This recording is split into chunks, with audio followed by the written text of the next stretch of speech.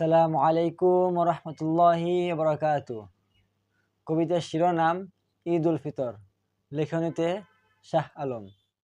বিদায় হলো পুণ্যের মাস, সওয়াব কেনার বতর, বাঁকা চাঁদের সোয়ার হয়ে এলো ঈদ উল ফিতর। খুশির ঝর্ণা আনন্দ বন্যা সবার মাঝে আজ, ধরা যেন সাজলো আজ নতুন বরের সাজ। উঁচু নিচু সাদা কালো সব গেছে উবে, শান্তি শুভ নবীন নব নামলো আজ ভবে। ঈদের সালাত পড়তে চলো ওহে মুমিন মুসলিম, খুতবার মাঝে খুঁজে লও জীবন গড়া তালিম। ঈদের ময়দান সেজেছে দেখো নতুন রঙিন সাজে, সুন্নতি সব কারবার দেখে তাগুত মরছে লাজে। এমন সুন্নার মেলা হোক প্রতিজনের বসত, অন্যায় ছেড়ে নেয়ার পথে আজ নাও শপথ। নামাজ শেষে ছুটে চলো স্বজন পড়শির বাড়ি, বিভেদ বলে সবাই মিলে করো উৎসব ফেরি।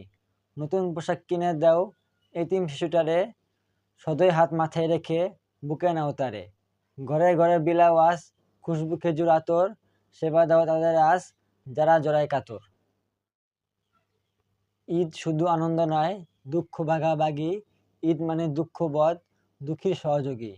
ঈদ মানে সাম্যের গান, ত্যাগের মহিমা।